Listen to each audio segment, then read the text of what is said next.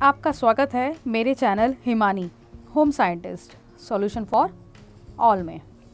आज हम गृह विज्ञान कक्षा 6 के पाठ 5 के बारे में पढ़ेंगे, जिसका नाम है सिलाई, कढ़ाई एवं बुनाई। तो चलिए शुरू करते हैं अपना पाठ। सबसे पहले जो हम इसके अंतर्गत देखेंगे वो है सिलाई कला। सिलाई कला होती क्या है? किसी भी प्रकार के वस्त्रों को तैयार करने के लिए सिलाई की मशीन और हाथ दोनों की ही आवश्यकता हमें पड़ती है। वस्त्र बनाते समय अंदर की लंबी बखियां जो होती हैं वो मशीन से तैयार की जाती हैं, और जो बाहर की जो तुरपन होती है, काज होती है या बटन आदि जो क्रियाएं होती हैं, ये सब हाथ से की जाती हैं। तो चलिए अब आगे देखते हैं सिलाई के मूल टाके। सिलाई के मूल 5 टाके होते हैं। पहला कच्चा टाका, दूसरा बखिया, तीसरा तुरपाई, चौथा 3 कच्चे 1 बखिया जिसमें करा जाता है, 5वां है बिडिंग। पहले के बारे में जान लेते हैं। कच्चा टाका यह एक अस्थाई टाका है, यानी कि नॉर्मली ये टाका हम बाद में निकाल देते हैं। ये एक बार सिर्फ कपड़े को एक साथ रखकर कोई भी सिलाई करने के लिए प्रयोग किया जाता है। इसका प्रयोग मुख्यतः वस्त्र के किसी भाग को दूसरे भाग के ऊपर स्थिर रखने के लिए, यानी कि एक जैसा समान रूप से रखने के लिए इस्तेमाल किया जाता है। इस टाके को दोहरे धागे में गांठ लगाकर दाहिनी तरफ से बाईं तरफ किया जाता है। कच्चे टाके भी कई प्रकार का होता है।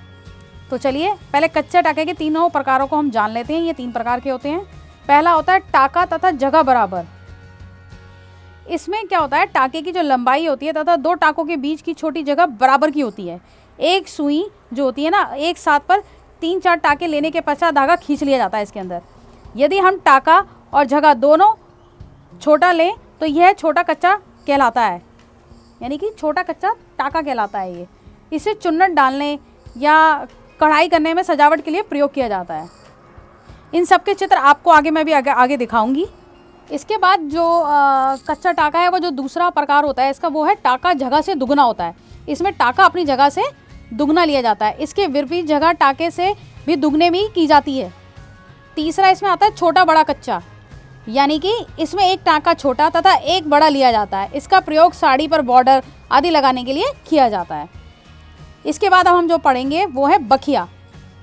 यह एक स्थायी टाका है। इसका प्रयोग वस्त्रों को दोनों भाग को स्थायी रूप से जोड़ने के लिए किया जाता है। इस टाके को इकेरा धागा लेकर बिना गांठ लगाए शुरू किया जाता है।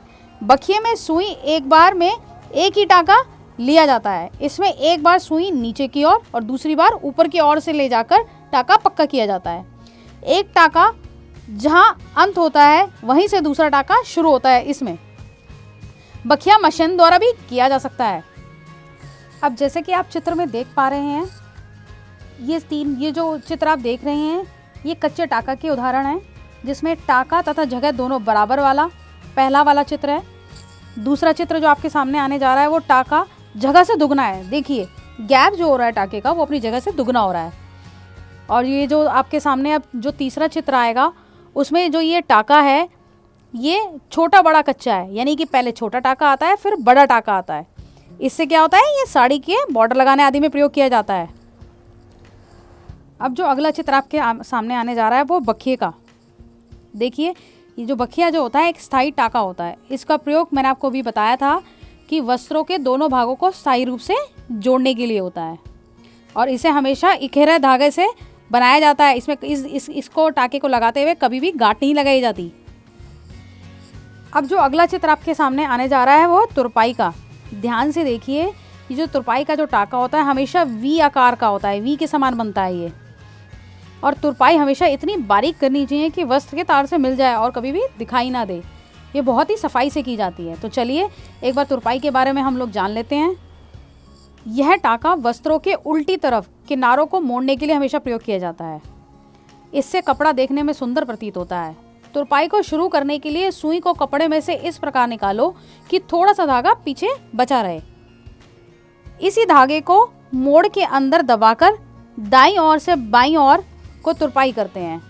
मोड़े हुए हिस्से को सदा ऊपर की ओर रखते हैं, हमेशा ध्यान रखना। टाका कच्चे की तरह सीधा ना होकर आगे व पीछे दोनों ओर तिरछे, छोटे व बराबर होने चाहिए। तुरपाई को बंद करते समय अंतिम टाके को दोहराते हैं हमेशा।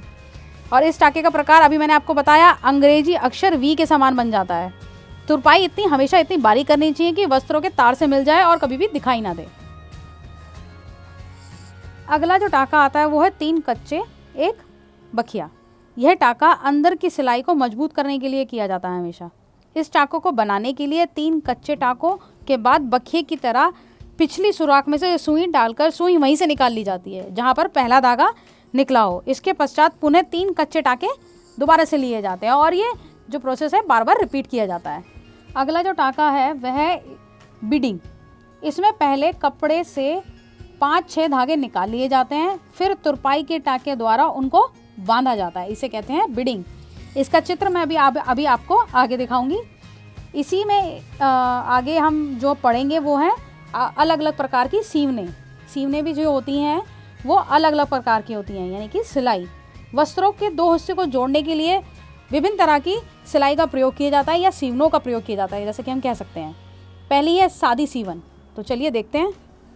कपड़े के दोनों जोड़ने वाले भागों को सीधी तरफ से एक दूसरे के ऊपर रखकर कच्चे टाँके द्वारा अस्थायी रूप से जोड़ने के पश्चात मशीन से बखिया किया जाता है इसके ऊपर। ये कहलाती है हमारी सादी सीवन। इसके बाद आती है चपटी सीवन। इस सीवन का प्रयोग त्वचा के संपर्क में रहने वाले कपड़ों पर तथा पतले कपड़ों जैसे मलमल आदि को सीने के लिए किया जाता है, जो हमारे स्किन से टच होते रहते हैं। कपड़े के दोनों जोड़ने वाले भागों को सीधी तरफ एक दूसरे के ऊपर इस प्रकार से रखो कि एक दूसरे से कपड़े से जो है 1 सेंटीमीटर ऊंचा रहे। नीचे वाले हिस्से के किनारे पर कच्चा कर देते हैं, फिर 3 कच्चे एक बखिए का टाँका बनाते हैं। अब ऊंचे निकले हिस्से को नीचे पर फैलाकर मोड़ देते हैं। इस पर पहले कच्चा फिर तुरपाई करते हैं। इससे सीवन दोनों ओर से चपटी आ जाती है। चलिए अब चित्र देख लेते हैं। पहला चित्र है आपका 3 कच्चे एक बखिए का। ध्यान से देखिए, इसमें 3 कच्चे टाँके चल रहे हैं और एक बखिया चल रहा है।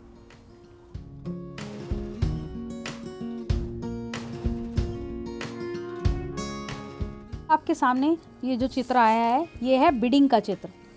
इसमें देखिए सबसे पहले कपड़ों में से 5-6 धागे निकाले हुए हैं और फिर जो ऊपर जो तुरपाई का जो टाँका चल रहा है उसके साथ बांधा गया है। इस प्रकार से यह टाँका लगाया जाता है।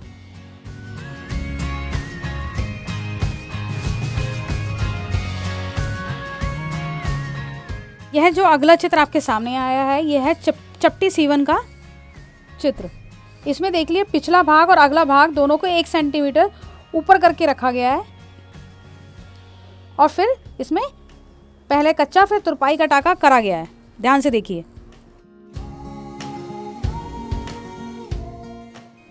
आखिरी सिलाई जो हम 2 कपड़ों को जोड़ने के लिए करते हैं वो है चोर सीवन।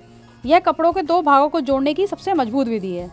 इसमें कपड़े के दोनों जोड़ने वाले भागों को उल्टी तरफ से एक दूसरे के ऊपर रखकर सीधी तरफ से बखिया करते हैं, फिर किनारे कैंची द्वारा काटकर साफ करते हैं और कपड़े को उल्टा करके दोनों भागों को समतल करके किनारे के लगभग 3/4 सेंटीमीटर नीचे कच्चा करके बखिया कर दिया जाता है।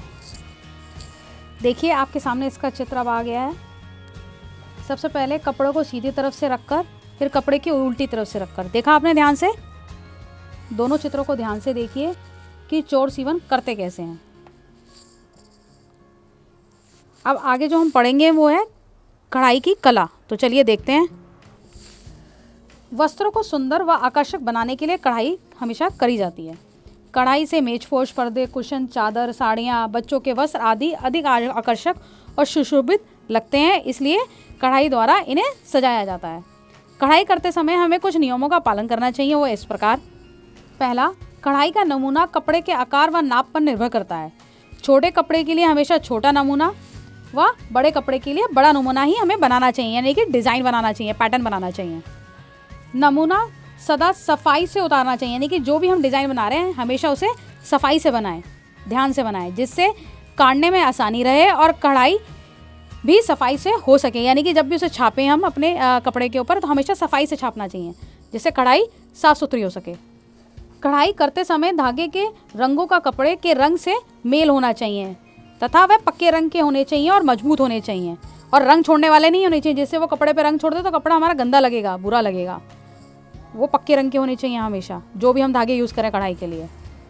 अगला है सुई में कम लंबा धागा डालना चाहिए, क्योंकि लंबा अगर धागा डालेंगे तो हमें बार बार गांठ लगने का डर लगा रहेगा उसके अंदर, या उसमें गांठ पड़ जाएगी तथा कढ़ाई करने में सफाई भी नहीं आती है। लंबा धागा ना खींचने में कभी ज़्यादा खिंच जाता है, कभी कम खिंच जाता है। इसलिए कढ़ाई के टाँकों को बखिए से शुरू व समाप्त करना चाहिए हमेशा ही, और गांठ कभी भी नहीं लगानी चाहिए कढ़ाई करते हुए। कढ़ाई के टाकों को ना अधिक खींचना चाहिए और ना ही कभी भी अधिक ढीला छोड़ना चाहिए, नहीं तो जो कढ़ाई का जो नमूना है वो सफाई से नहीं आएगा। कढ़ाई करने के पश्चात धागे को सदा कैंची से काटना चाहिए, हाथ से तोड़ के खींच के नहीं काटना चाहिए, वरना कढ़ाई खराब हो जाएगी। जब कढ़ाई पूरी हो जाए तो कपड़े पर उल्टी तरफ से हमेशा इस्त्री करनी चाहिए, जैसे कढ़ाई एकदम उसके साथ मैच हो जाए, कपड़े के साथ बैठ जाए। कढ़ाई के लिए हमें जो आवश्यक सामान है वह इस प्रकार है। पहला, हमें कढ़ाई के लिए फ्रेम की आवश्यकता पड़ती है। दूसरा, सुई। तीसरा, सूती व रेशमी धागे की लच्छियों की आवश्यकता होती है। और चौथा, कैंची। बस इन्हीं के प्रयोग के द्वारा हम कभी भी कढ़ाई कर सकते हैं। अब अगला जो है हम पढ़ने जा रहे हैं वह है नैपकिन बनाना। बच्चे की शारीरिक स्वच्छता में नैपकिन का बहुत ही महत्वपूर्ण स्थान होता है। बाज़ार से नैपकिन प्राप्त किए जा सकते हैं, लेकिन बाज़ार के अलावा नैपकिन हम घर पे भी बना सकते हैं।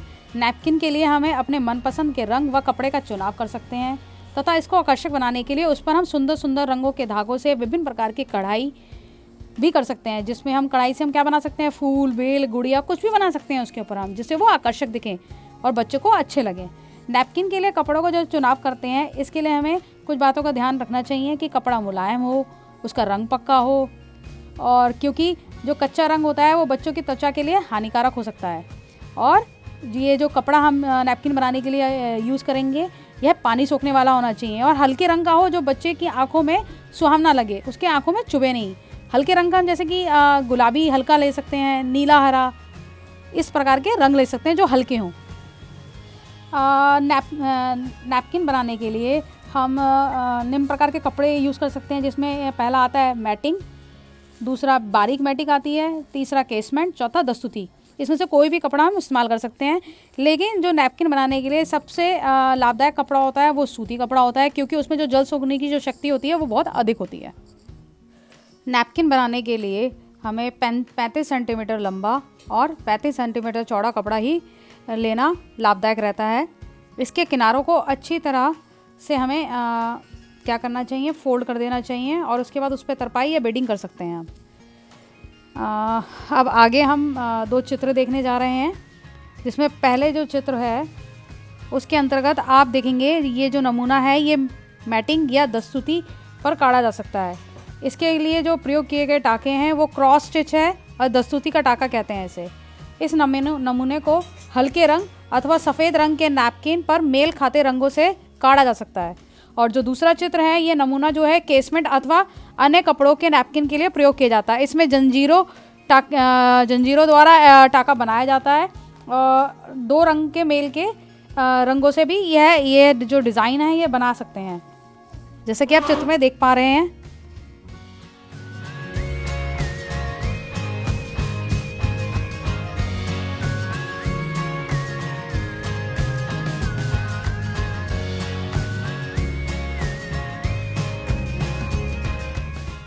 अब आगे हम बुनाई कला के बारे में पढ़ने जा रहे हैं। सिलाई कला की भांति ही जीवन में बुनाई कला का भी विशेष महत्व है। इस कला द्वारा जो है आप घर पर सुंदर सुंदर व नए नए डिज़ाइन के वस्त्र बुनकर तैयार कर सकते हैं। ये जो वस्त्र होते हैं जो बुनाई द्वारा बनाए जाते हैं ये ऊन के माध्यम से बनाए जाते हैं। ऊन और सिलाइयों का प्रयोग किया जाता है इसमें। तो चलिए देखते हैं। सबसे पहले आता है फंदे चढ़ाना। फंदे दो प्रकार से चढ़ाए जाते हैं। पहला है एक सिलाई द्वारा फंदे चढ़ाना। जितने भी फंदे चढ़ाने हो उसके अनुसार ऊन छोड़कर ए सर्कल वाली गांठ लगाकर सिलाई पर चढ़ाओ। सिलाई और ऊन दाहिने हाथ में पकड़ो और ऊन का खाली छोड़ सिरा बाएं हाथ से पकड़ो और अंगूठे पर लपेटकर फंदा बनाओ। इस फंदे के नीचे से सिलाई की नोक अंदर डालो और दाहिने हाथ से ऊन सिलाई के पीछे से सामने की ओर ले जाओ। इस धागे को बाएं अंगूठे के अंदर से बाहर निकालो और बाएं हाथ से धीरे से खींचकर धागा ऊपर कस दो। यह एक फंदा बन गया। इस प्रकार आवश्यकता अनुसार और फंदे डाल लो। दूसरा है दो सिलाइयों द्वारा फंदे चढ़ाना। ऊन के सिरे के पास एक फंदा बनाए हाथ में पकड़ी सिलाई पर चढ़ाओ। फिर दाएं हाथ से दूसरी सिलाई व गोले की तरफ ऊन को लेकर सिलाई की नोक उस फंदे में से डालकर उस पर दाएं हाथ से ऊन का एक बल दो और उसे पहले फंदे से निकाल लो। इस तरह एक फंदा दाएं हाथ वाली सिलाई पर बन जाएगा। इस फंदे को बाएं हाथ वाली सिलाई पर उतार लो। इसी तरह आवश्यकता अनुसार और फंदे डाल लो। यह दोनों जो हैं ये फंदे चढ़ाने के प्रकार हैं, यानी कि पहले वाला जो हमने देखा वो था एक सिलाई द्वारा फंदे चढ़ाना, और ये जो दूसरा वाला है इसमें 2 सिलाइयों द्वारा हम फंदे चढ़ा रहे हैं, सीखे हैं हमने। अब आपके सामने ये प्रस्तुत है, देखिए चित्र में एक सिलाई द्वारा कैसे फंदे चढ़ाए जा रहे हैं, और दूसरे चित्र में आपको 2 सिलाइयों द्वारा फंदे चढ़ाना दिखाया गया है। इसके बाद आता है सीधा बुनना। फंदे वाली सिलाई को बाएं हाथ में लो और दाहिनी सिलाई पहले फंदे में नीचे की ओर से बाईं ओर से दाईं ओर डालिए। फिर उसकी नोक पर पीछे की ओर से ऊन का धागा चढ़ाकर सिलाई उसमें से निकाल लें और इस फंदे को दाहिनी सिलाई पर ही रहने दो और बाईं सिलाई के उस फंदे को जिसमें यह फंदा निकाला था सिलाई पर से नीचे गिरा दो।